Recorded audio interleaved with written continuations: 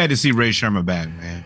Yeah, man, it's cool that they're back, ladies and gentlemen. We are back. We are back with our final half segment of Well, hold on, get myself together real quick. Not gonna put them on yet because the job ain't done. The job ain't done. We got one more game, so I'm not gonna put them on just yet. But, ladies and gentlemen, y'all know when it comes to football segment, we talk about the NFL and college football. And it is bowl season. We got through all the mediocre bowls. They actually had a really good conversation on ESPN Game Day in which they had to cut Kirk Herbstreit off because he said all of these bowls basically suck, aside from the bowls that are important. He said, but when I was playing, 6-6 didn't get you to a bowl game. 7-5 didn't get you to a bowl game. Now that he said our company, ESPN, has pushed for all of these bowl games, and we're showing all these games with half-empty stadiums. And his colleagues were kind of like deer in headlights. And then Desmond Howard tried to back him up, but I mean, there was no coming back from that. So I will say that was an interesting conversation to start off the bowl season. And then, so you had the Alamo Bowl, the Orange Bowl, Cotton Bowl, basically what we used to call the BCS bowls back in the day. The Sugar Bowl, you had all of the big bowls plus of the college football playoff. Where do we start? Let's start with Nick Saban. Nick Saban does not take losing lightly. Is the sound on? Yeah, the sound's on. You can hear me, right? Okay. Nick Saban does not take losing. Oh, you just tight. Oh, okay. Nick Saban just does not take losing lightly. He's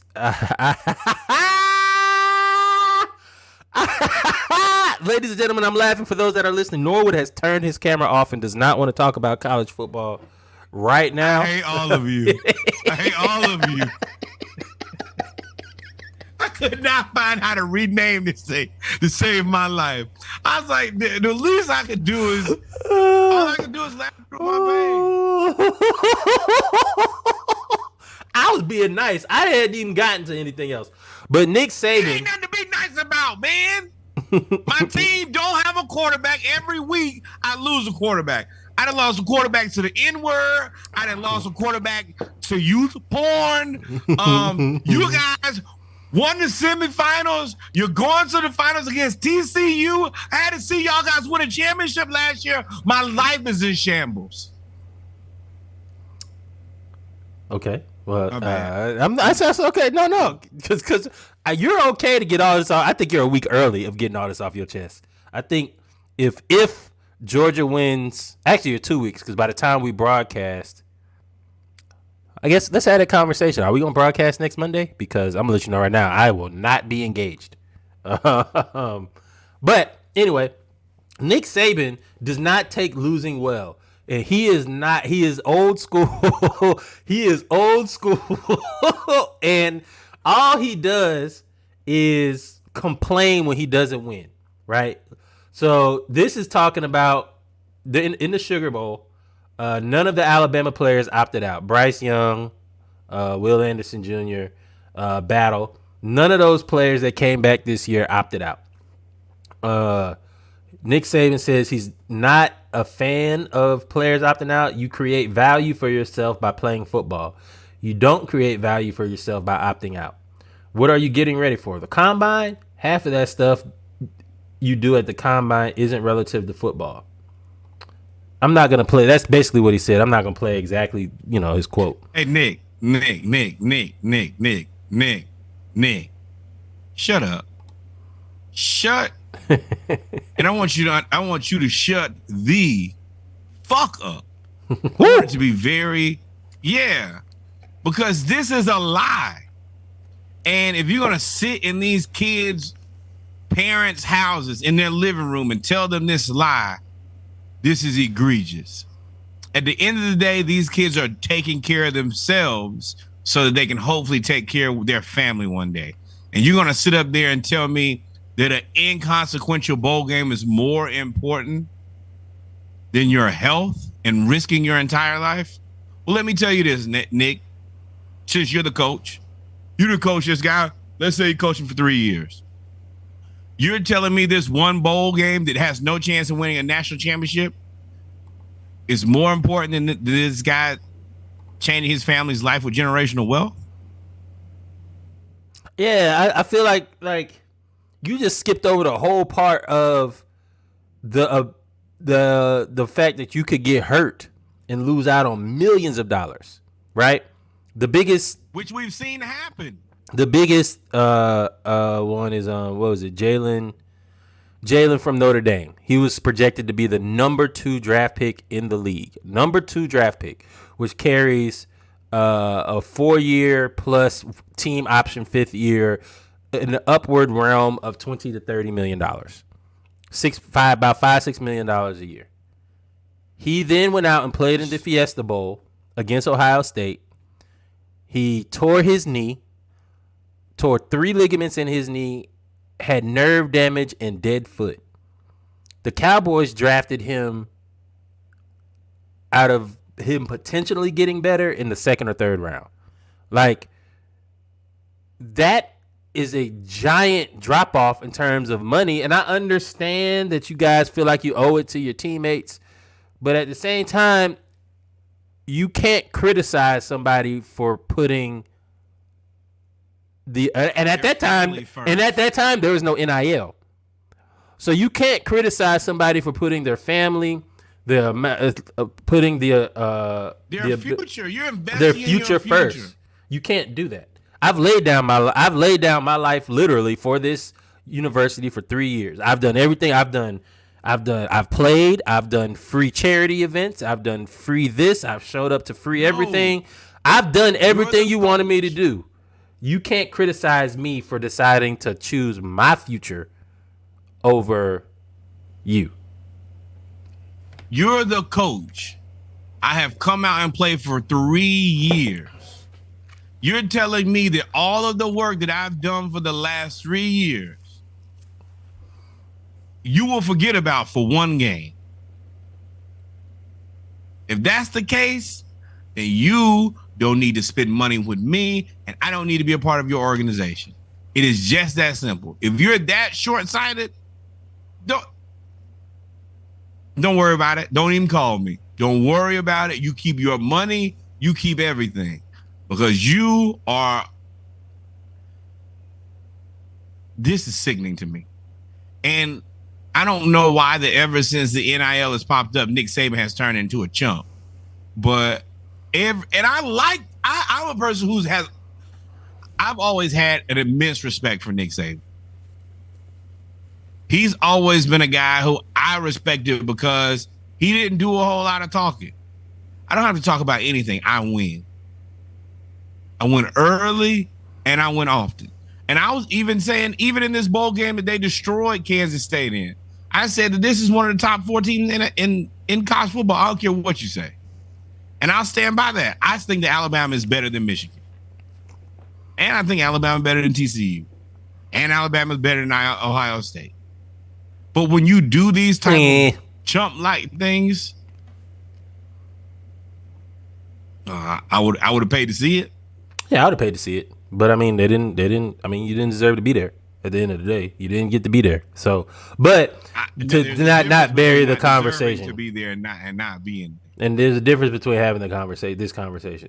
Nick Saban, yes. you. This is trash, man. And I think what sucks about Nick Saban is that he trashes other people to highlight his own players. At the end of the day, he was trying to highlight the character, and it was a ploy in order to build their draft stock, which is number 1, number 2, and first round, which I don't know understand how much higher they can get. But he's trying to build, because they didn't opt out. Bryce Young, Will Anderson Jr. in battle did not opt out. They decided to play the last game. They played well.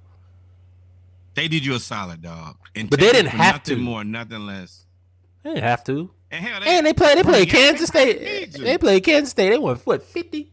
Whatever. If you can't beat Kansas State without these 3 guys, Nick Saban, you need to take a long and hard look at yourself. And he know he can. And I mean, shout out to them for creating the culture to make them feel like they wanted to play. But you can't knock anybody else for doing that, Nick. Can I ask you a question while we're here, though?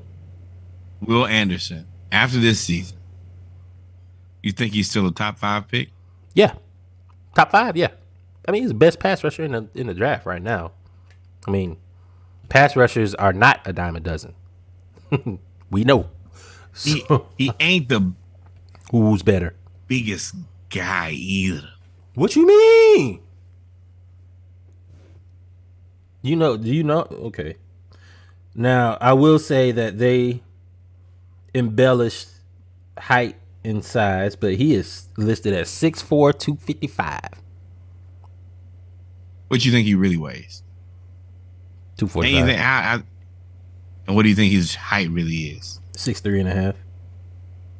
So you think he's actually an outside linebacker? That's what he plays. I mean, that's just Alabama's defense in which he plays. He puts his hand in the dirt. He plays outside linebacker. He's an outside linebacker. He's just a rush outside linebacker. He is a Von Miller. He is a Bradley Chubb. They're all listed at linebackers, but they put their hand in the dirt. You know what I mean? Right. Like, with that being said, enough moves to be those guys because Vaughn got them. He got them moves like Jagger. I think he's looked a little bit more I don't want to say he looks regular. He's looked more like a regular human this year. I'm not sure. I mean, I think that somebody. He had 10 sacks. I'm trying to convince myself that he'll be available when the Falcons draft. That's what I think I'm trying to come to.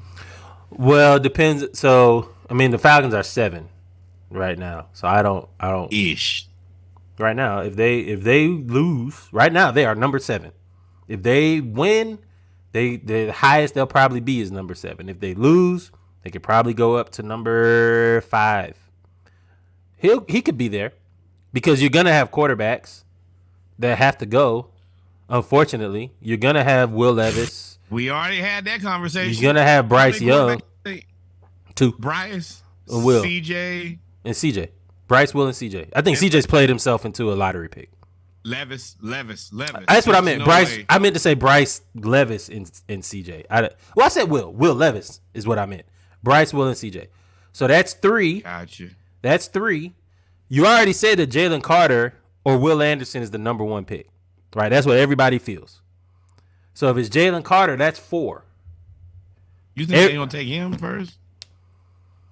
I don't know. With Todd McShay trying to sabotage him, it might be. Boy. But this is a very interesting draft because I feel like it's a kind of flat draft. You got to pick the guy who makes the most sense for you and your team in the future. You're right. They got Bryce to the Texans, Jalen to the Bears. I don't think the Bears can afford that. I think the Bears need to go offense. You can't. You got to look at the. I'm pretty sure they have the Ravens pick, if I'm not mistaken. I think the Bears got the second pick. They say Will Anderson to the Seahawks, which I think is a good place for him. I mean, Miles Murphy, defensive lineman. He is Clemson. A beast. Him and Breesy can't stay healthy, but Miles Murphy, he was the only person that didn't underachieve. CJ Stroud to the Colts, I don't like. I think the Colts are more of a Will Levis type of guy. That means they got Will Levis. They got Will Levis going to the Raiders. Now, I'm gonna tell you, if there is a poor decision to be made, is Will Levis to the Raiders. That is not gonna work. What about CJ Stroud to the Raiders? I think that's a way better option. CJ Stroud impressed me. We'll get there though. They got us taking Tyree Wilson, an edge rusher. No, let's stop doing that. We gotta stop doing that, bro. We gotta stop doing that. We can't. We need edge rushers, just like we need receivers. Hey! And while we here, since you talked all that shit last week, you want to know who they got drafted number 13 to the Jets? It's a bad place to go, though. That is the worst place to go. Go ahead, brother. Anthony Richardson. Go ahead. You be the number 13 pick. You go to the Jets. Bro, do your thing. Right now, go ahead. Boy, and they got Bijan Robinson going to the Bucks. Oh, my God. No, we don't. No. That extends Tom. No, Tom will come back. Tom coming right on. No, come back. Y'all crazy. Another year. Tom is going to the 49ers. Y'all are crazy. Tom is going to the 49ers. They're going to trade, what's his name, that broke his ankle, and Jimmy Garoppolo to the 49ers for Tom. They're going to play. They're going to have them picks. They're going to suck, and then they're going to draft Caleb Williams, and there's nothing that you can do about it. That's what's about to happen. Or they're going to get Marvin Harrison Jr. If I'm the 49ers, that's what I would do. And they talking about Nolan Smith to the Ravens. Another linebacker? That would be insane. Patrick McQueen, what's his name? And Nolan Smith? Roquan? Yeah. That would be insane. That linebacker with the defensive line that they have. Woo. That's crazy. And don't forget about Kyle Hamilton, who finally figured it out. God, Jesus. Yeah, that's crazy. Hey, one thing for sure. Ravens Chicago ain't going to have no offense. And for sure, the Ravens going to find a way to build a defense. Every doggone year, man. And they, Ozzie Newsome laid that groundwork and put in that plan, and they just follow it to a T. But again, we can't never build a defense. This is what I was talking about with South Carolina. South Carolina, in the last 2 weeks of the year, beat Tennessee and knocked them out the playoff, and then knocked Clemson out the playoff, and then trolled the Orange Bowl and said, enjoy your bowl game, love the Gamecocks. That, currently flying above Hard Rock Stadium, Miami. South Carolina's back-to-back victories over Tennessee and Clemson ended both teams' national championship hopes. Enjoy your bowl game. Woo! Troll of the century. I'm going to let you know right now, they're going to beat you by 100 next year, though. They're going to beat you by 100. This is what I told y'all from day one. Is Spencer Rattler a good quarterback? He should not.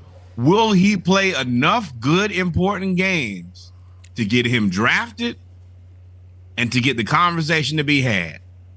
Absolutely. Is he going back next year to South Carolina? Or did he? No, he's coming back. He ain't no way in hell he into the draft. He coming back.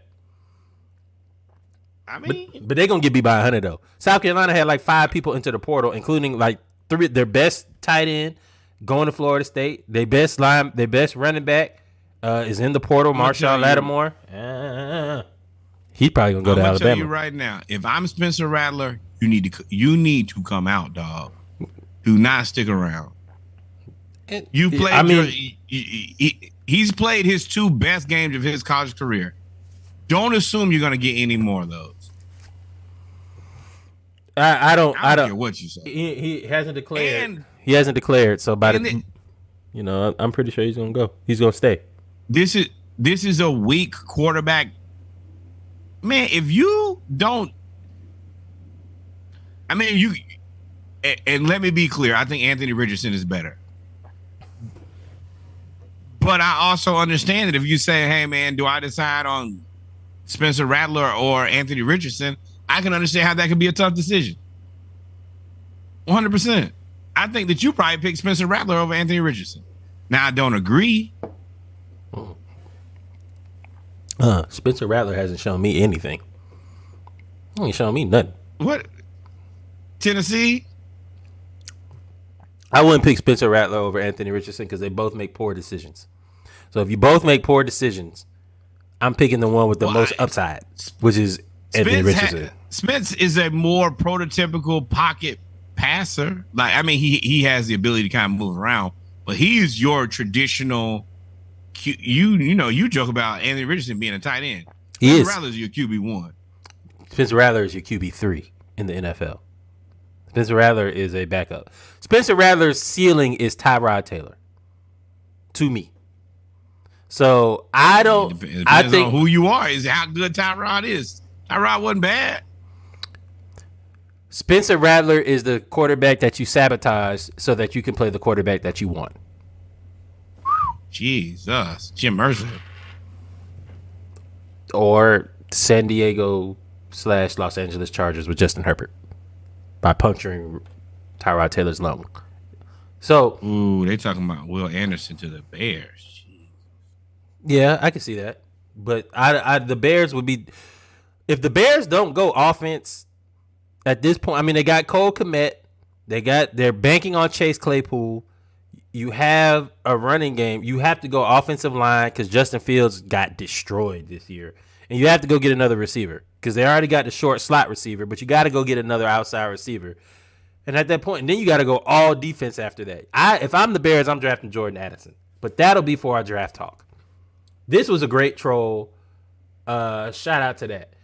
I want to get to somebody that I've tried to shoot some bail to. I did not like him when he was with the Falcons, although I think he was put in a terrible position because they basically said, here is Kyle Shanahan's offense, and all you have to do is run it, which does not work because you're not Kyle Shanahan. Steve Sarkisian. Can't drive a Maserati with Mazda keys. Steve Sarkisian. It is. That is. I might have to put what is that? 3 hours and 2 minutes.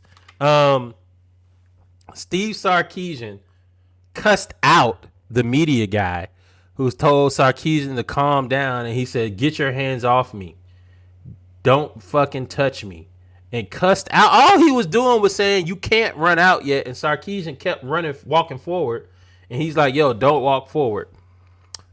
Sark, and I hate bringing up people's past, but your past does not allow you to be a dick in the future. You cannot be an asshole right now because of everything that you've done in the past. Nick Saban can be an asshole. Nick Saban can be a dick. Nick Saban can say whatever he wants to say because Nick Saban has 7 national championships. They have 70 current Alabama players or former Alabama players on current NFL rosters.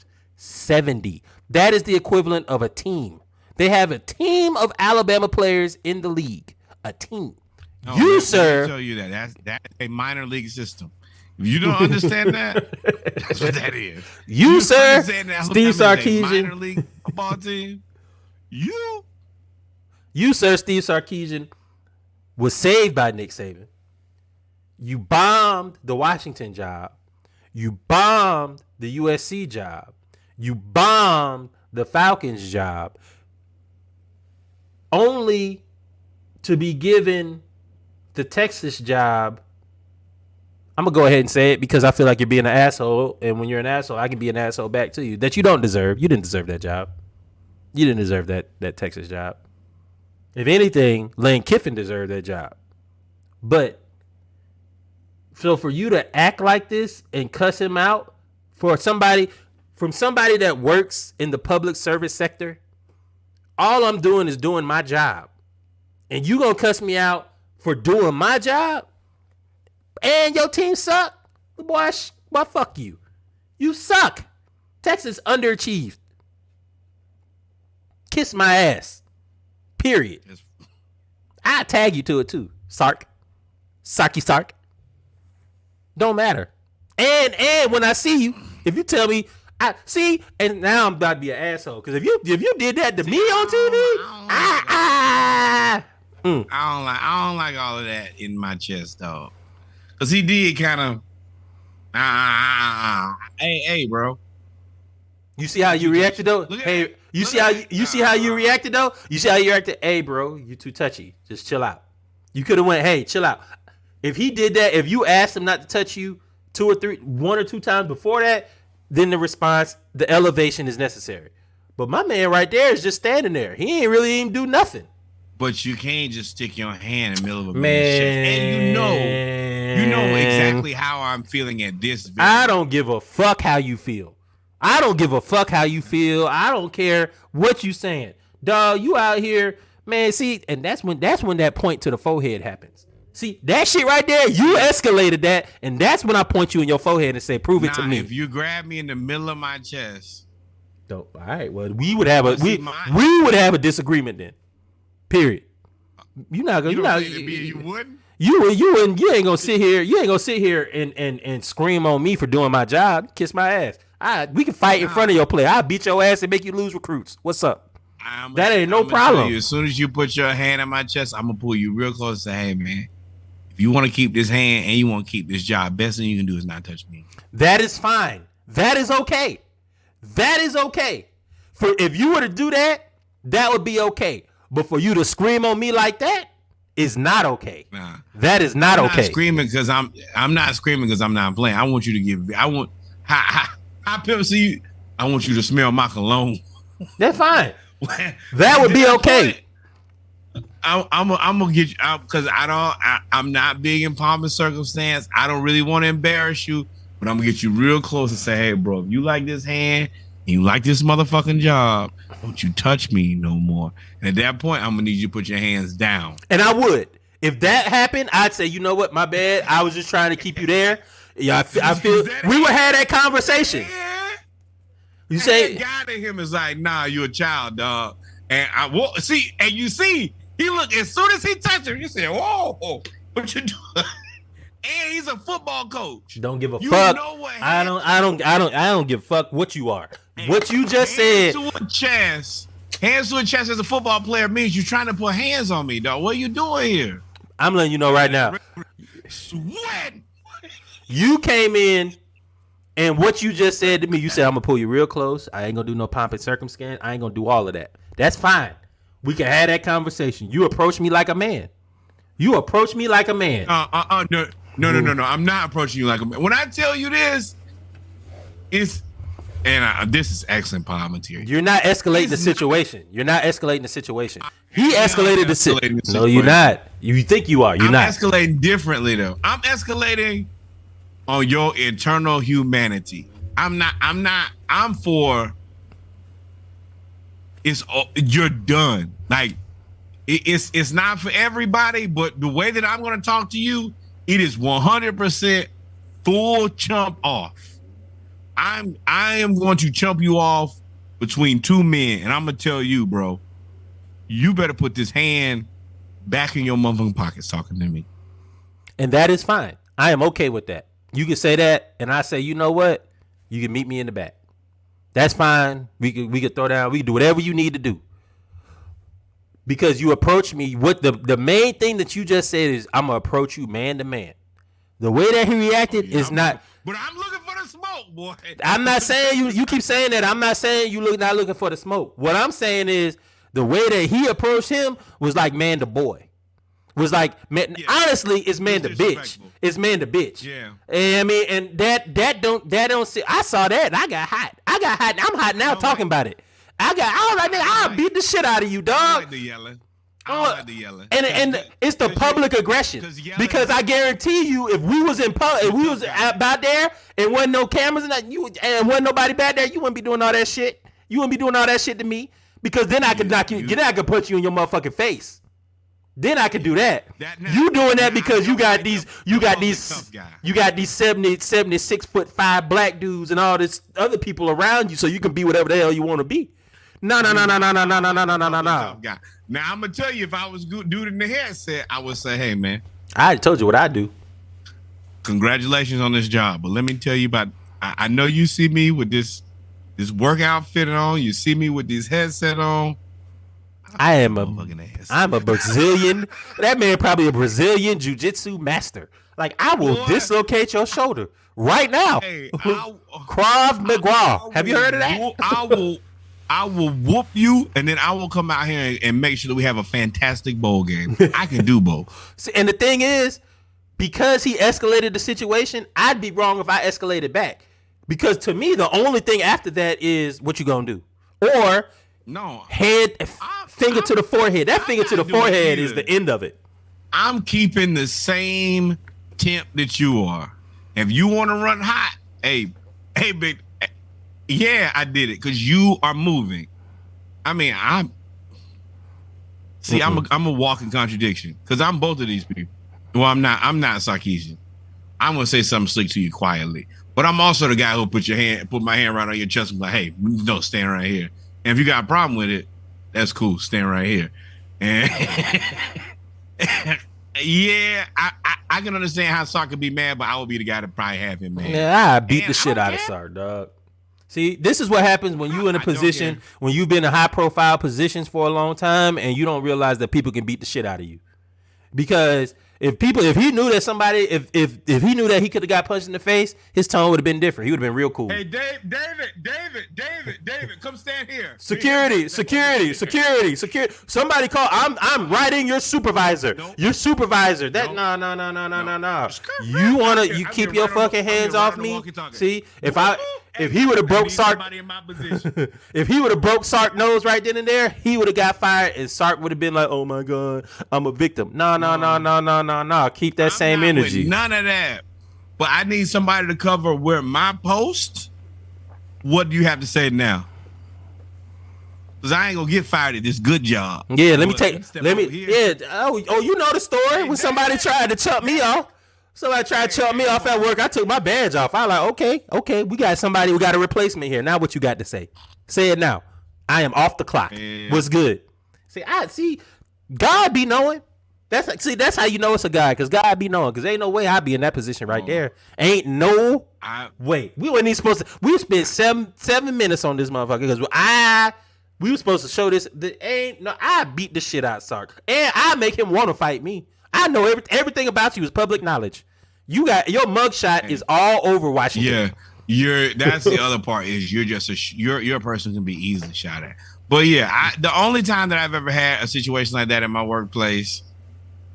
The guy, he knew he made a bad decision as soon as he made a decision. And like, once again, I said, bro, this ain't the decision you want to make. You want to rethink all of this. You want to go home today and have a nice day. You want to spend time with your family. Please don't play with me. Don't let this shirt and don't let this logo fool you. I will beat. What 21 Savage say? Nigga don't fight no more. I beat the shit out one of these motherfuckers, dog. And I'm cussing. I hope my mom and dad don't see this. I hope my grandma in town, she said she was going to watch. She just learned how to use YouTube last week. She said she was going to watch my show. Grandma, I'm sorry. But look, ain't no way in hell you going to disrespect me. Grandma Davis, this is a church-going, God-fearing podcast here. Amen. We love everybody. Jesus turned over them tables too. Amen. I beat the shit out. That's a worthy sermon right there. I beat the shit out Sark, dog. You was in the temple flipping tables. Oh man! All right. So, go ahead, man. Yeah. I'm not gonna pull up the highlights. We've seen the highlights. I do want to talk about this Eddie George. So the Fiesta Bowl kicked off first, college football playoff. You know how it is now. The Fiesta Bowl kicked off. And before the Fiesta Bowl kicked off, apparently Eddie George lost a bet to Taylor Lewan. And Eddie George played for the Titans. He was basically the Titan. And Eddie George do this, but it's tough. It's been painful to get over that loss. Boy, he lost. He prolonged this too. He tried to wait for the camera to go out. Hopefully this brings a little joy and a smile to your face, considering all we're going through with the Titans, what you're personally going through. May this be a gift to you. But this is very painful. It's painful for me to put on this little tight-ass jersey, which does not fit, as you can see. So I had to struggle getting that. So that was painful. You need to lose. Wear these colors. I feel like And to say I feel like Taylor Lewan is a troll. I think that's what that is. Here we go. Let's get this over with, man, so you can go about your day. Here we go. Now you're hail to the conquering heroes. Hail to Michigan, the leaders and the best. Boom, boom, boom. Hail to the victors valiant. Hail to the conquering heroes. He is sick. This shit hurts. It hurts me. The champions of the Woo! Eddie George is sick. First off, we're not gonna step back and step past the signed Marcus Allen jersey from USC, sitting in the background, just sitting there. And I'm sure there's another one here. I just don't know what it is. But Taylor, this is from Taylor Lewan. Eddie George and Taylor Lewan had a bet. And Michigan beat Ohio State, so Eddie George had to do this. You said you wanted to bring this to the pod. Are you sure? That's what I was telling y'all. In 2023, we are upping the ante Me and Reggie are making a concerted effort to give y'all the absolute best podcast in the world, and we're probably hopefully soon to drop podcasts. This is just now a live show that we do 3 times a week. I do want to make sure that we bring out the best podcast, and I think that the way that we can do this is more public embarrassment. We claim to be the realest podcast in the world. I believe that, but the only way that we can continue to do that is if we really step this up. And tell me how you guys. I'm willing to, and I'm gonna be clear. Probably ain't the best time for me to do that. I'll wait for you. Are you sure you want to do that now? But that's fine. I commend kudos to that. Me and Reggie have been friends for a very, very, very long time. And in the friendship swing football sports scale, being that we really only have one team that we disagree about. Yeah, that's true. I want to be clear. I'm committed to this game more than anything else. This is not, I'm not speaking from a point of which game you talking about? Which game you talking about? If you look through the majority of our friendship history, I've been up. I'm down right now. And when I say down, I'm down bad. Like I told y'all, had one quarterback who got fired for using the N-word, and another quarterback who got fired for child pornography. We are in the worst of situations. And realistically, have a coach who only understands how to throw wide receiver screens. And the quarterback that I believe to be good is going to get drafted in the first round. But with that said, I am more committed to putting out good content than being afraid of the repercussions that come. And I understand that we live in an age now where things go on video and they live forever. So but we in 2023 are stepping this shit up. And you're right. These type of things that you see right here will exist. Well, and I'm prayerful because I'm a child of God, and I'm fearful as I am. My team is the Florida Gators. But with that said, we're gonna line them up. We're gonna lace them up. If you win, you win. If you lose, you lose. You live to fight another day. I'm committed to it. So here's the thing: when it comes to our friendship, don't you start with no bet today, though. Don't you start? No, I ain't starting with no bet. When it comes to our friendship, I have been, when it comes to our friendships and our group of friends and our sports teams, I have been the most humbled out of everybody, out of every person's team, aside from the Atlanta Braves. We are all Atlanta Braves fans except for one person who's a Dodgers fan. Aside from the Atlanta Braves, AJ, aside from the Atlanta Braves. Yeah, Kev is a Phillies fan. Sometimes. Kev ain't no baseball fan. We are all have different teams. My teams, it would be okay if my teams lost and were just awful. They get to like the mountaintop and then slide all the way down at the very end. They choke. The Bulldogs, the Hawks, and the Falcons. Braves, we won that pennant so many times. Braves too. We'll say the Braves. But what has had every other person's team, the Florida State Seminoles with Nick, the Alabama Crimson Tide with Norwood, with Wortham, the Florida Gators with Norwood. Every time we talk, we get to the conversation, and it's even been more infuriating in the last 5 years because Georgia's been really, really good. Like, we've been good before, but kind of overrated. We've been really, really good the last 5 years. And then when the conversation gets there and Norwood can't have the conversation anymore, it's, well, my team got a ring. Y'all ain't was in 1980, right? So everybody has been here just disrespecting me, going in on me. And then we got a friend that don't really know about college football but talks so much shit about Georgia, for Georgia, that they go in on Georgia and go in on me. And I'm humble.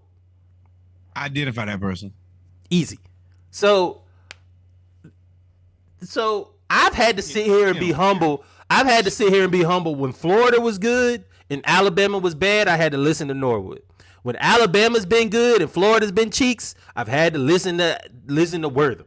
And then I've also had to listen to Norwood, who, if y'all are fans of this podcast, know that we gonna come around to some kind of way giving Florida some type of ups or props or some type of slander to Georgia, even though Florida has been ass. No matter what, that's how the conversation is gonna go. You kind of you're getting like, it's unfortunate because you're right. You're not really a bad Georgia fan. But as a person who grew up in Georgia, in the heart of Georgia, in the heart of Bulldog country. Yeah, you like an hour out. Yeah, I grew up in, and I'm gonna tell you this. And you was a Georgia fan. We'll talk.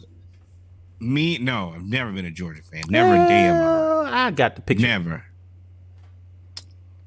I'm from Georgia. Relax. So, but funny enough, me and my mother were talking this weekend, and we were talking about, somehow we got on sports.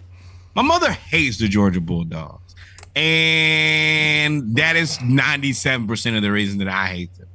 Now, I've fortunate or less fortunate enough to go to school with a bunch of people who went to the University of Georgia, so it proves everything I believe to be right.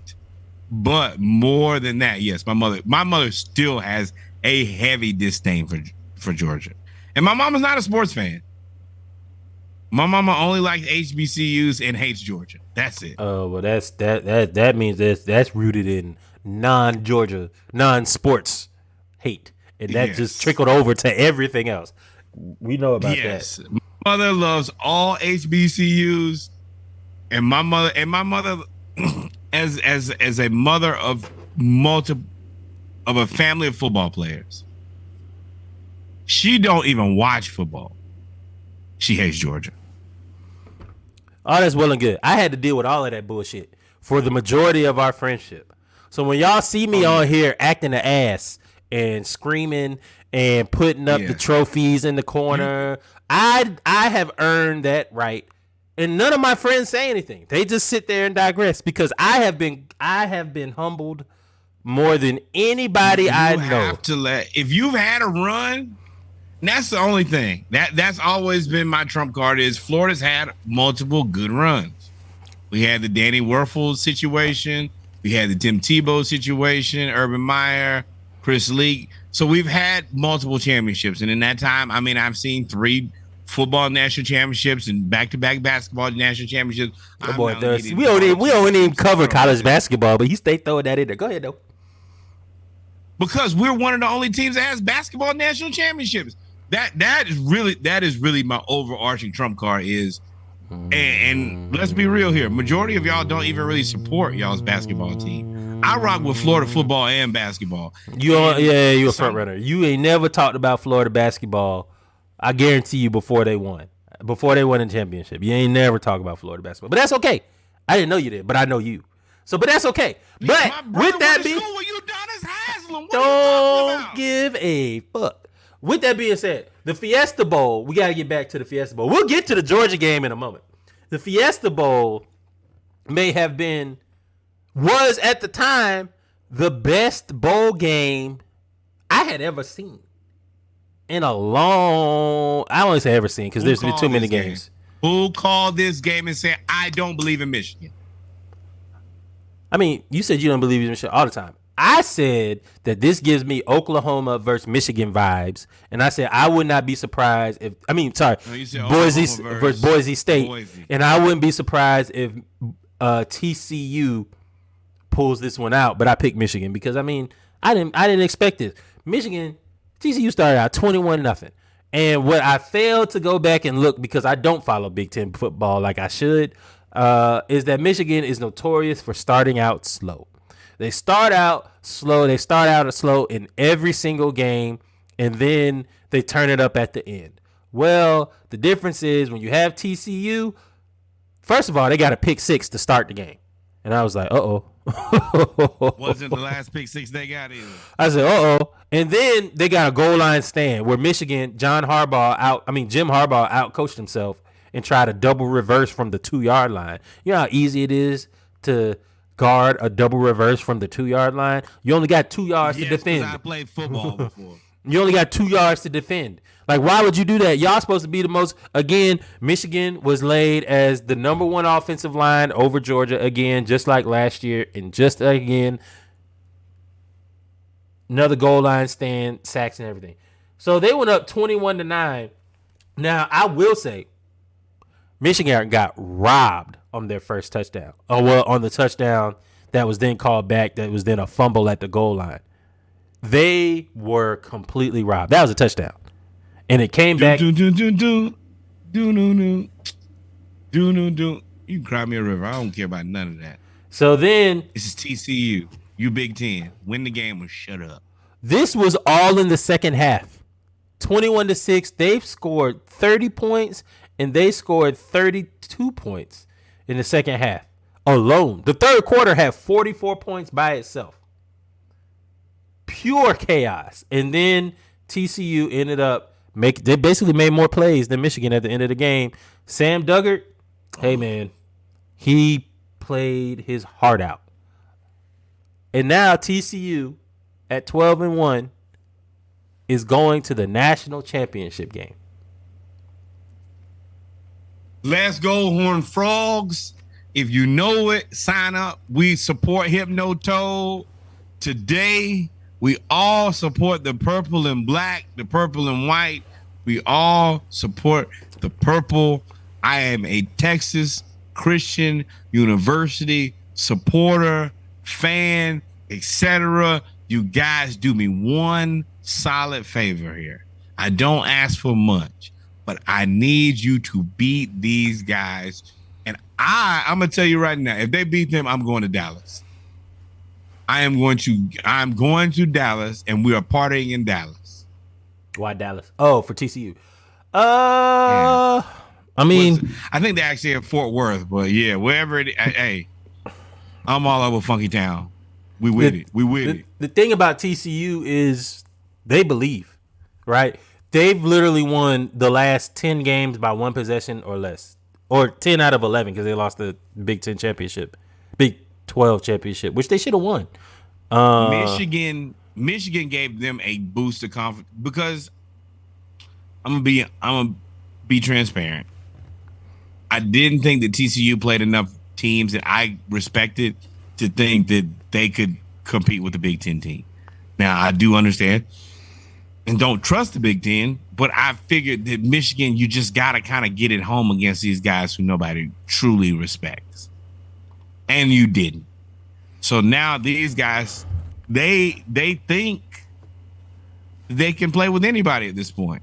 And I don't know if that necessarily works. And I kind of like a healthy fear, and I think that's what helped them. But so you also got to realize that Michigan stupidly gave TCU a bunch of bulletin board material, like a bunch. McNamara, their quarterback, said, we want to see Ohio State again. We just got to take care of TCU, but we know we'll be in the national championship. All the message boards said, including players on social media liking this message of saying it's crazy that Michigan got a bye in the first round of the college football playoff, and multiple defenders liking that. The offensive line saying that we're going to introduce the TCU Horned Frogs to Big Ten football and big boy football, where TCU came out there and went up 21-0. And also, writing them out. TCU's linebackers are fantastic. They are. That is what I saw. These teams aren't typically as big and as fast as the conferences that we respect. TCU didn't look like they got out physical at all by Michigan. Beat the shit out of Michigan. They beat in the second half. They got more finessed because at that point everything was working on offense for them, that they were able to. I looked at how they lined up, and I looked at how Michigan lined up, and I said, "Hey, let me tell y'all something. They think they can whoop y'all ass." Now, if they can or cannot, I'm not sure. But that's half the battle of a fight. I think I can beat you, then I might be able to whoop you. They weren't out there 5 wide receivers. They was out there 2 tight ends, 2 receivers, and a running back, and was running the ball on y'all. When that is the biggest I'm tougher than you thing is if I can line up and just run you over. And there's nothing you can do about it. And they did it. Now in the second half, they had all the big plays. TCU made all the big plays. And of course, I hate to say the refs, and I do reference the refs when they totally mess up. But you can't reference the refs in this one. They just beat y'all to death. They went up 14-0, 21-6. Then they traded blows, and they held on in the fourth quarter. You can't start out slow against this team. You're not built for it. Not built for it. Before we move on, multiple sources close to Jim Harbaugh say that he's expected to leave for the NFL. I think that he's going to end up going to Indianapolis. I don't think he's going to stay. I think I feel like he's maxed out. Yeah, he's kind of stuck, and he can go. And I'm gonna tell you why I don't hate this move is he can go there and he can be like, "Hey, draft Will Levis. I'll build you a QB." And I think if you're the Colts, especially after the Jeff Saturday experiment, Jim Irsay needs to look for something more stable and more respected. I think that Harbaugh gives him that. Yeah, and it's something that will galvanize the fan base because he's known in Indianapolis. I mean, he was a Hail Mary away from the Super Bowl. And it puts him in it takes a lot of pressure off of Jim Irsay and the stupid ass Jeff Saturday. Dumbass Jim Irsay. Also, while we're here, I'm gonna tell you, every mock that I look at, Anthony Richardson is gone in the first round. That is. I as I said, when you tried to bet me on that, I cannot bet on other people's stupidity. I'm not gonna do that. There is not one mock draft that I've seen where Anthony Richardson makes time. And from what okay.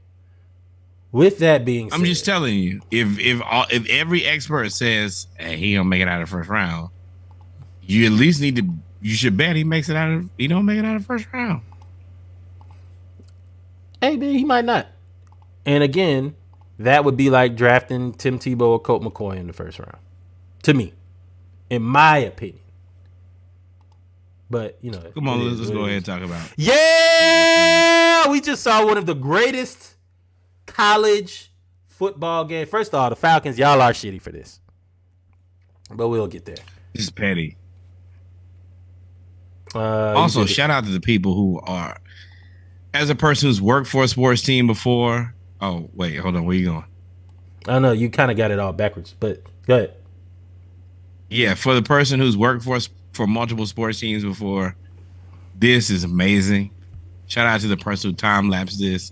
But to flip this stadium from a bowl game to a pro game in less than 24 hours is amazing. It's a lot of work. And these people, this is a thankless job. And you work directly through the night. Exhausted. Yeah, definitely, because the game starts at 1 o'clock.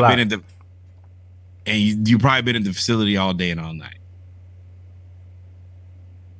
I don't know about all day. Maybe the coordinator has, but I feel like that's a night team that comes in and switches that out because they painted the field the day before. So I don't think they were there during the day. I've worked for a professional hockey team. I work for a professional baseball team. It's not that many people who can do those jobs that well. It's the same guys. So we'll start this off. The SEC champion has played in the national championship 16 of the last 17 years. That was almost in jeopardy. That was almost in jeopardy when the Georgia Bulldogs ended up playing the Ohio State Buckeyes. After a back and forth game where you saw Ohio State and Marvin Harrison Jr. absolutely run roughshod over the UGA defense, Georgia battled back.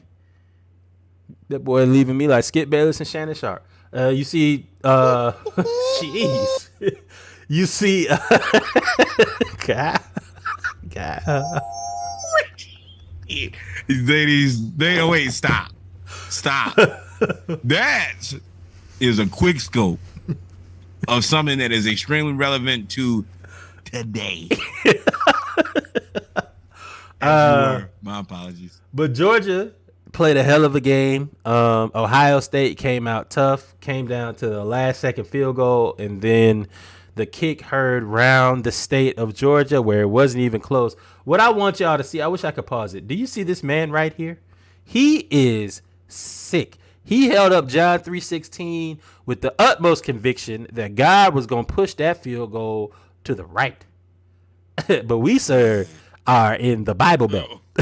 What? Boy, that's not left. That is the widest of left. Boy, I'm gonna tell you, left on the bench. Look at my man. Look, he right there. Just watch the side. Now watch his reaction. Oh. I will say it's nothing like seeing fans cry. My sister was here. And that was not going in. He didn't even get close. And the lore of Stetson Bennett. They are stomping Stetson Bennett out on Twitter. They look like this man 25 years old beating up on 18 and 19-year-old kids talking about he the gift of God. And I was like, whatever, y'all get mad. Hey, Hendon Hooker 24. He 5 months younger than Stetson. It is what it is. This is what happens when you have a COVID 25. year. 25. This is what happens. Is old. This is what happens when you have a COVID year. This is what happens when you have a COVID year. It's a bunch of 23, 24-year-old people. Man, that's the Van Wilder of quarterbacks. He been in college. That boy said Van Wilder. Hey, he been around since we was. Stetson Bennett could have very well went to college with us. Stetson Bennett is the same age as Lamar Jackson. Just to put that in perspective. Lamar got a whole NFL MVP. Boy, you young, old, rookie. First of all, you're going to be the youngest, oldest rookie. And then you're probably going to be like I understand the jokes, but you're missing out on like Chris Winkie, and who was a 30-year-old Heisman winner. And you're missing out on a whole bunch of other people. You want to know why? Because Chris Winkie went right to the Carolina Panthers and started. Stetson Bennett is going to be an old backup. He's going to be a young old backup. Hey, it is what it is. And do you think the Stetson gets drafted? No, 7th round. He's Chase McDaniel. No way. Not at all. But I do know what Stetson is. In the fourth quarter, he is money. He played awful. Not awful. He played beside himself outside of the offense for 3 quarters. He tried to outplay CJ Stroud. And while I'm here, I did this on Facebook. I'm doing this on Instagram. Yeah, talking about the Thunder beating the Celtics. No, what you just sent me talking about CJ Stroud gonna be the number 1 quarterback. Oh, yeah. I was gonna get there. CJ Stroud was 23 of 34, 348 yards, and 4 touchdowns. He was sacked 4 times, no interceptions. His rushing was 12 attempts for 34 yards, but he was sacked 4 times for minus 60 yards. So he almost had 500 total yards of offense by himself. Reminding me of what Cardale Jones did to Alabama in 2014 in the first college football playoff when they were the number 4 team. He did the exact same thing. The only difference is he did not have Ezekiel Elliott back there to run the ball. Marvin Harrison Jr. is the best receiver. He humble y'all. We can have that conversation if you want to. He didn't really humble us as much as you think. Marvin Harrison Jr. is the best receiver in football. Kudos to the dude, Jalen Hyatt, that scored 5 touchdowns against Alabama. That basically won you that award, the Biletnikoff. But there is no way possible that Marvin Harrison Jr. isn't the best receiver. And I said in Saturday Morning Live, when we talked about it, I said, I think Georgia is the better team, but I am terrified of Marvin Harrison Jr. And he was cooking early. Keely Ringo played really, really well. Marvin Harrison Jr. had 5 catches for 102 yards and 2 touchdowns, and Keely Ringo played really, really well. Keely Ringo is regarded as the top 2 cornerback in the nation, in the draft. Top 10. He is a top 10 pick. Marvin Harrison Jr., most of it outside of one catch. The first catch was one catch for 10 yards. They got him involved. Outside of that, everything that he did was off schedule. Everything that he did should really be attributed to C.J. Stroud. C.J. Stroud made me rethink my disrespect of Ohio State quarterbacks. Because I disrespect them. I don't think any of them are good. And I haven't been proven wrong either. But C.J. Stroud played a hell of a game. Hell of a game. And Ryan Day. Coach Ryan Day called that motherfucking game. They had a chip on their shoulder. He said they did 1,500 reps before the bowl game on offense alone. 1,500. That was 3 weeks. That's 21 days. Yo, good, better, best until your good is your better and your better is your best. God, dog. 1,500 reps, and they played as well as they could possibly play and still came up for naught because at the end of the day, Georgia played a C game. They played a C game. They couldn't get pressure on the quarterback. Kirby Smart saved the day twice. On that fake punt, when he called timeout with 2 minutes left in the game, they were about to get a first down, and he called timeout. I'm sorry, with 8 minutes left in the game, he called timeout, which hindsight, they actually had 12 men on the field, so it wouldn't have mattered. But he called timeout before they could get it. They punted the ball instead. Next play, 78-yard touchdown to Arian Smith to bring them within 3 points to set up the rest of the game. Kirby Smart. Also, I know you don't really know the rosters in terms of Georgia. You know Florida's roster more than Georgia's roster. But there's a dude on Georgia's roster by the name of Robert Beal. Robert Beal, number 33, is our outside jack linebacker, basically like a rush end. He is more suitable to be a hand in the dirt defensive end than an outside linebacker. He was getting cooked the whole game. C.J. Stroud was hitting him with the Lamar Jackson Madden moves. And I was like, yo, Kirby, you might have to pull Robert Beal. And what he do? Kirby did what Nick Saban did to Georgia in 2018 in the third quarter. Kirby Smart put in all the freshmen. He put in Michael Williams. He put in Marvin Jones Jr., whose father, Marvin Jones Sr., was the DB at Florida State back in the 90s when they was really, really good. He put them in. And all of that stuff that they were, and of course, they also knocked out Marvin Harrison Jr. Knocked him out, literally and physically and figuratively. Knocked him out of the game. He did come back and say that the play wasn't that bad, wasn't dirty play. He really felt like he could have gone back in. I just always want to tack that part back on. Yeah, but in today's game, with everything that has happened in terms of concussions, and if I hate to say it, but if Tua doesn't have the terribleness that happens, he probably does come back in the game. But they're not going to allow. He was knocked out. When I don't have the play, but he was knocked out. And when you're knocked out, for sure, it's gonna happen. They played a hell of a game. The Falcons, y'all shitty for this because at the end of the day, that kid has the entire state of Ohio, in the Big Ten hating him right now because whether y'all know it or not, everybody hates the SEC. The SEC, we showed that graphic. They've won they've played in 16 out of the last 17. That means if you were born in 2005, you only know 1 year of a non-SEC team being in the championship game. That's crazy. These kids that are being recruited to play football, class of 2025, have never seen an SEC team not make it to the playoff. Ever. Or national championship game. Ever. So, yep. There's a lot of hate coming from other people.